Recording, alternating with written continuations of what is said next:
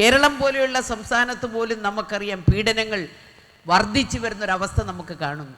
നമ്മളെപ്പോഴും പറയും വിദ്യാസമ്പന്നമായ സംസ്ഥാനമാണ് കേരളം, സമ്പൂർണ്ണ സാക്ഷരത നേടിയ സംസ്ഥാനമാണ് കേരളം എന്നൊക്കെ നമ്മളെപ്പോഴും പറയുമെങ്കിലും ആ സംസ്ഥാനത്ത് പോലും സ്ത്രീകൾക്ക് ജീവിക്കുവാൻ പറ്റാത്തൊരവസ്ഥ ഉണ്ടാകുന്നു എന്നുള്ളത് യാഥാർത്ഥ്യം. പക്ഷേ അതിലൊരു പ്രത്യേകത കേരളത്തിനുള്ളത് നമുക്ക് എടുത്തു പറയുവാൻ കഴിയുന്നത്, ഏത് കേസ് വന്നാലും ആ കേസുകളെ പ്രതികളെ വളരെ പെട്ടെന്ന് പിടിക്കുവാനും ജയിലിൽ അടയ്ക്കുവാനും ശിക്ഷിക്കുവാനുമുള്ള നടപടികൾ നമ്മുടെ ഈ കൊച്ചു കേരളത്തിൽ ഉണ്ട് എന്ന അഭിമാന പുരസ്സരം നമുക്ക് പറയുവാൻ കഴിയും. ഞങ്ങൾ ഈ അടുത്ത സമയത്ത് കഴിഞ്ഞ 2-3 മാസക്കാലം മുമ്പ് നമ്മുടെ കേരളത്തിലെ ഗവർണറെ കാണുവാൻ ഞാനും ഈ വേദിയിലിരിക്കുന്ന ലതാദേവിയും സഖാവ് ഇന്ദിരാ രവീന്ദ്രൻ ഉൾപ്പെടെയുള്ള ഒരു ടീം ഞങ്ങൾ പോയി.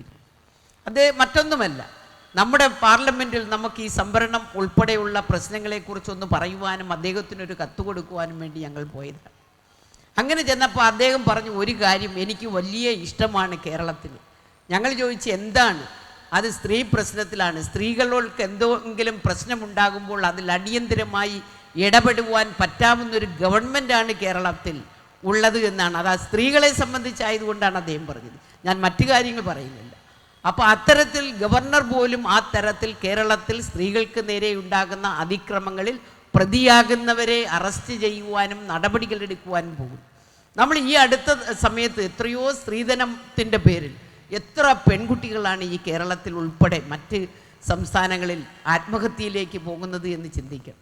ഞാൻ പ്രതിനിധാനം ചെയ്യുന്ന ഒരു മണ്ഡലത്തിൽ ചടയമംഗലം ഉൾപ്പെടെയുള്ള മണ്ഡലം ഈ അടുത്ത സമയത്ത് 3 സ്ത്രീധന മരണങ്ങളാണ് ഉണ്ടായത്. പക്ഷേ ആ സ്ത്രീധന മരണങ്ങളിൽ ഉൾപ്പെട്ട ആൾക്കാരെ വളരെ പെട്ടെന്ന് കേസെടുക്കുവാനും ഭർത്താക്കന്മാരെ ഉൾപ്പെടെ അറസ്റ്റ് ചെയ്ത് ജയിലിലടയ്ക്കുവാനുമുള്ള നടപടികൾ ഈ കേരളത്തിലെ ഗവൺമെൻറ് എടുത്തു. കേരളത്തിൽ നിന്ന് പുറത്തുള്ളൊരു സംസ്ഥാനമാണെങ്കിൽ നമ്മളൊന്ന് ചിന്തിക്കണം, ഒരു കേസും എടുക്കില്ല. പ്രതികൾക്ക് രക്ഷപ്പെട്ടു പോകാം, അവരെ എങ്ങനെയൊക്കെ രക്ഷിക്കാൻ പറ്റും ആ തരത്തിലേക്ക് പോകുന്നു. പക്ഷേ ഇവിടെ നമുക്കറിയാം വനിതാ കമ്മീഷൻ്റെ പ്രവർത്തനം ശക്തമായ നിലയിൽ കേരളത്തിൽ മുന്നോട്ട് പോകുന്നു. നമ്മുടെ താഴെ തട്ടിലെടുത്താൽ എല്ലാ ജില്ലകളിലും വനിതാ പോലീസ് സ്റ്റേഷൻ്റെ പ്രവർത്തനം ശക്തമായ നിലയിൽ കൊണ്ടുവരുന്നുണ്ട്. പിങ്ക് പോലീസിൻ്റെ പ്രവർത്തനം വളരെ ശക്തമായ നിലയിൽ നമ്മുടെ ഈ കൊച്ചു കേരളത്തിലുണ്ട്.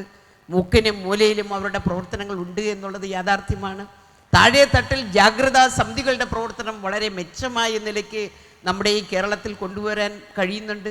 ഇതെല്ലാം നമ്മൾ ചെയ്യുന്നത് ഈ കേരളത്തിലെ ഗവൺമെൻറ് ഈ സ്ത്രീകൾക്ക് നേരെയുള്ള ഇത്തരത്തിലുള്ള പീഡനങ്ങൾ, അതുപോലെ തന്നെ അവർക്ക് നേരെയുള്ള അതിക്രമങ്ങൾ ഉൾപ്പെടെ തടയുവാൻ വേണ്ടിയിട്ടാണ്. നമുക്കറിയാം സ്ത്രീ ശാക്തീകരണത്തിൽ ഇന്ത്യ എടുത്ത് പരിശോധിച്ചാൽ വളരെ മെച്ചമായ ഒരു സംസ്ഥാനമാണ് നമ്മുടെ ഈ കൊച്ചു കേരളം.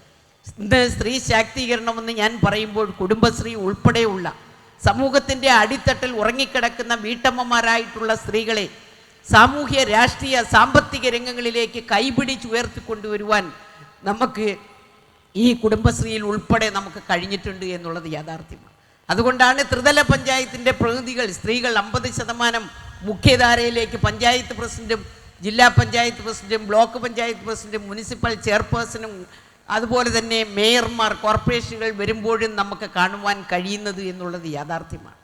ആ ശാക്തീകരണം കേരളത്തിൽ ഉണ്ടെങ്കിൽ പോലും ഈ പീഡനങ്ങൾ കൂടി ഇല്ലാതാക്കുവാനുള്ള പ്രവർത്തനങ്ങളിൽ നമ്മുടെ ഗവൺമെൻറ്റും അതോടൊപ്പം തന്നെ കേരളത്തിലെ ഉൾപ്പെടെ ഇന്ത്യയിലെ സ്ത്രീ സംഘടനകൾ ഉൾപ്പെടെ ശക്തമായ നിലയിൽ മുന്നോട്ട് വരേണ്ടുന്ന ഒരു കാലഘട്ടമാണ് എന്നുള്ളത് ഞാനൊന്ന് ഓർമ്മപ്പെടുത്തുകയാണ്.